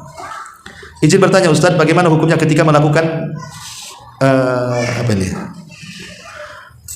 ketika melakukan perasaan tidak begitu ridho, tetapi melayani Ustaz, taat tapi ada keterpaksaan. Bagaimana hukumnya ketika melakukan perasaan kepada suami dengan perasaan tidak begitu ridho tapi tetap melayani Ustaz, taat tapi ada keterpaksaan? Oh, setengah-setengah ceritanya ini. Melayani suami tapi setengah-setengah gitu ya. Kenapa Bu setengah-setengah? Apa suami setengah-setengah ngasih nafkahnya Bu? Sehingga setengah-setengah juga pelayanannya. Bu, rumah tangga itu bukan sistem barter. Itu harus Ibu pahami. Ibu berumah tangga itu bukan sistem barter. Kalau suami saya baik, saya baik. Kalau suami saya jahat, saya jahat. Bukan itu. Kalau itu digunakan dalam berumah tangga, hancur lebur rumah tangga. Rumah tangga itu ladang mencari pahala. Suami jahat, tidak apa-apa, tetap saya baik. Suami saya tidak melayani saya tetap melayani suami. Karena yang menyuruh ibu berumah tangga itu bukan orang tua, tapi Allah. Dan Allah sendiri yang akan menjamin bahwa surga ibu itu ada di rumah tangga. Jadi rumah tangga itu jangan menggunakan sistem barter, nggak akan jalan. Tetapi ibu harus ingat, ketika ibu berbuat baik sama suami, ini perintah Allah, bukan perintah suami. Ini perintah Allah, bukan perintah diri sendiri. Ini perintah Allah, bukan perintah orang tua. Suami mau jahat terserah dia, yang penting saya baik. Kalau itu tujuan rumah tangga, kelar Bu, masuk surga Bu. Tapi kalau ibu menggunakan sistem barter, ngapain saya layani suami, suami jangan layani saya? Ngapain saya baik saya suami, dia aja jahat? Kalau kayak gitu Bu, nggak akan jalan rumah tangga. Ya itu harus dipahami di situ ya. Jadi hilangkan perasaan seperti ini, niatkan berumah tangga itu mencari ibadah, mencari pahala. Kalau ibu kuat lanjut, kalau tak kuat dengan kezaliman suami, dengan ya mungkin bagaimana suami jahatnya, ya tinggal minta cerai. Jangan dilakukan, karena rumah tangga itu bukan segala-galanya. Rumah tangga itu wasilah masuk surga. Kalau ibu naik ke kapal yang nahkodanya ngarah ke surga, naik Bu di situ. Kalau udah putar-putar kapalnya di laut, gak jelas tujuannya, turun dari situ ngapain juga? Cari kapal lain, selesai. Susah loh Ustaz. Ya gimana lagi, memang seperti itu. Tapi kalau ibu mau sabar, ibu ambil kendalilah masuk surga di situ, itu lebih baik lagi. Ya, jadi harus dipahami bahwa rumah tangga itu bukan menggunakan sistem barter, tapi rumah tangga dibangun di atas ibadah. Wallahu a'lam. Di sini saya hidup bareng orang tua. Saya ingin bekerja tapi tak meninggalkan ngaji. Mohon nasihatnya. Saya harus bagaimana Ustadz? Harus merantau untuk bekerja atau tetap ngaji sambil nunggu kondisi saya normal? Karena untuk memulai usaha sendiri saya belum ada modal. Qadarullah saya kembali dari nol sebelum punya apa-apa. Ini curhat pertanyaannya ya. Ya alhamdulillah. Kalau seandainya memang kekurangan hidup dengan bekerja di luar bisa terpenuhi tanggung jawabnya. Kan yang penting kewajiban seorang suami itu tanggung jawab di nafkah. Ada namanya nafkah lahir, ada nafkah batin. Kalau itu tercukupi, pertama makannya, yang kedua minumnya, yang ketiga pakaiannya, yang keempat kesehatannya, yang kelima rumahnya, selesai. Kewajiban suami itu 5. 1 ngasih makan, ngasih minum, ngasih pakaian, ngasih tempat tinggal, dan ngasih kesehatan. Kalau sakit obati istri. Ini kalau 5-5-nya sudah terpenuhi, sudah. Nah, ini sekarang pertanyaannya, dia sudah memenuhi 5-5-nya enggak kepada istri? Kalau sudah terpenuhi, ngapain merantau? Di sini bisa ngaji, dekat dengan keluarga. Ya. Tapi kalau di sini kemudian nganggur, akhirnya lari ke ngegim atau tadi apa mancing atau apa, ya bagus merantau orang kayak gini. Ya supaya punya tanggung jawab. Wallahu a'lam. Bismillah Ustaz, izin bertanya, saya pernah ada pertanyaan dari teman. Bagaimana hukum suami yang ketika marah selalu mengancam akan ditinggal pergi dan tidak peduli dengan anak istri, entah berapa nafkah dan lain? Apakah ini sudah jatuh talak karena suami pernah meninggalkan istri sampai hampir 6 bulan tapi akhirnya balik lagi? Oh, paham. Jadi kalau selama dia tidak mengucapkan kalimat talak, ya belum cerai. Itu ngancam-ngancam aja. Selama suami tidak mengatakan saya ceraikan kamu, jelas talak itu ada 2 kan Bu. Ada namanya talak soreh, talak jelas, saya ceraikan kamu, itu jelas. Yang kedua, talak tidak jelas, perlu tanya. Sebaiknya kau pulang ke rumah orang tuamu sana. Ada suami ngomong begitu, bagusnya kau pergi dari sini, pulang kau ke kampung kamu sana. Ini talak tapi tidak soreh. Yang seperti ini tidak jatuh talaknya sampai bertanya, apa maksudnya Mas? Kau ngomong aku ini suruh pulang ke rumah orang tua, apa maksudmu tuh? Tapi nanyanya jangan waktu marah. Nanyanya kalau sudah reda. Maaf bang, kemarin itu Mas kok bilang saya suruh pulang, itu maksudnya apa? Oh enggak, ngasih pelajaran, berarti tidak cerai. Ya. Tapi kalau ya saya memang menceraikan kamu, berarti jatuh cerai. Makanya tanyanya jangan ketika emosi, pasti nanti bilangnya cerai kan gitu. Nah sekarang ini kan pembahasannya, ya dia hanya suka marah-marah, ya akan ditinggal, akan meninggalkan dan begitu seterusnya. Selama tidak ada kalimat cerai, maka tidak cerai. Apalagi setelah 6 bulan baru dia sadar, rindu pula kangen sama istrinya. Makin tidak cerai. Ya, pokoknya itu intinya, tidak menjatuhkan kalimat talak. Wallahu a'lam. Minta tolong dijelasin ciri-ciri wanita penghuni surga Ustaz. Ini tadi saya sudah jelasin. Ini butuh 2 jam lagi. Ini makanya nanti kita buat daurah lagi. Insyaallah. Pengen jadi wanita surga. Ya kebalikan wanita ahli neraka aja tadi dibalik-balik. Itulah kebalikannya. Ditambah dikit-dikit. Wallahu a'lam. Bagaimana jika tujuan istri mengaji menambah ilmu agar suami bisa ikut ngaji karena suami masih belum mau belajar sunnah? Bagaimana cara mengajak suami agar suami mengaji karena suami belum sholat 5 waktu ke masjid, sholat subuh masih kesiangan? Anak laki-laki saya yang masih 11 tahun suka bertanya-tanya kenapa ayah seperti itu. Itu kan kadang-kadang diuji keluarga itu dengan suami. Begitulah Bu ya. Ada keluarga itu seperti keluarga Nabi Nuh. Suaminya baik, istrinya pula kufur. Ada keluarga itu seperti Fir'aun. Istrinya baik, suaminya pula kufur. Terbalik-balik kan? Kalau keluarga Nuh, keluarga Lut, istrinya jahat, suaminya bagus. Keluarga Fir'aun, suaminya jahat, istrinya bagus.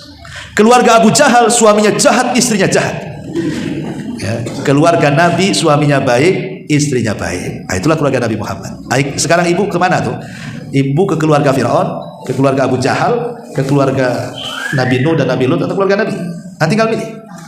Karena memang itulah ujian berumah tangga kan, Bu. Ada suaminya baik, istrinya pula error. Ya. Ada istrinya baik, suaminya pula error. Ada dua-duanya error. Ada dua-duanya baik. Ya. Kalau saya lihat ini ngikut ke yang apa? Ke yang Fir'aun nih kayaknya. Fir'aun itu kan suaminya jahat, istrinya baik. Istrinya Asyah bintu Muzahim itu, istri Fir'aun itu satu di antara 4 wanita dunia terbaik. Bayangkan, suaminya bejat tetapi istrinya satu di antara 4 wanita terbaik dunia. Atas lisan Nabi. Kata Rasul, wanita sempurna itu banyak, tapi wanita sempurna cuma 4, kata Rasul. Pertama istri Fir'aun, Asyah bintu Muzahim. Yang kedua ibunda Maryam, Maryam bintu Imran. Yang ketiga Khadijah bintu Khuwailid, istri Nabi. Dan yang keempat Fatimah bintu Rasulillah. Kemudian yang kelima adapun Aisyah. Dibandingkan wanita-wanita yang lain sama dengan makanan paling lezat di antara makanan-makanan biasa, kata Nabi. Bayangkan, ibu ini berarti memang ya maaf gitu ya, dikasih ujian seperti keluarga Fir'aun. Tapi bukan berarti suami ibu Fir'aun lah ya. Saya hanya mencontohkan bahwa ada suami jahat, istrinya bagus. Ya, ini mencontohkan saja. Jangan nanti pulang, Bang, kata Ustaz, abang ini Fir'aun. Ah, kacau, makin tak boleh ngaji ke sini. Aku di Fir'aun kan gitu. Maksudnya ibu diuji sama suami. Apa yang ibu harus lakukan? Berdoa supaya dibolak-balikan hati suami. Berdoa. Yang kedua, kalau ibu ngaji harus semakin baik lagi. Akhlaknya makin baik lagi, pelayanannya makin baik lagi, dandannya makin baik lagi, supaya ngajinya berpengaruh. Jangan ibu ngaji makin cerewet, makin malas dandan, makin malas. Ih, ngaji di mana itu? Makin gak mau suaminya lah. Ya, jadi tunjukkan dengan ngajinya itu makin baik, suaminya lama-lama mau. Oh, enak juga ya kamu ngaji di sana. Kamu makin bagus kamu makin itu makin ini. Siapa gurunya? Gurunya si ini. Udah aku ikut ngaji lah. Nah, gitu Bu ya. Jadi harus tunjukkan bahwa ngaji di situ harus lebih baik, lebih santun, lebih baik lagi ngomongnya, lebih tidak menyakiti lagi suaminya, ajak dengan baik-baik dan begitu seterusnya. Serahkan semua kepada Allah dengan doa tawakal dan sandarkan semua urusan kepada Allah Azza wa Jalla. Wallahu a'lam. Apa ini?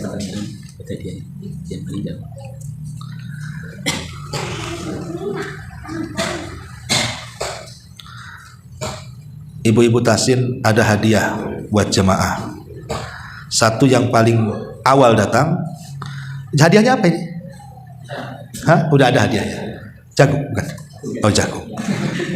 Hadiah kedua tewel. Satu yang paling awal datang insya Allah dapat hadiah.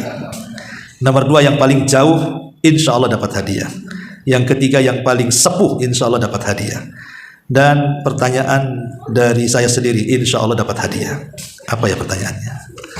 Pertanyaannya satu saja, sebutkan ciri wanita penghuni neraka. Itu aja lah. Enggak, sebutkan satu aja wanita penghuni neraka.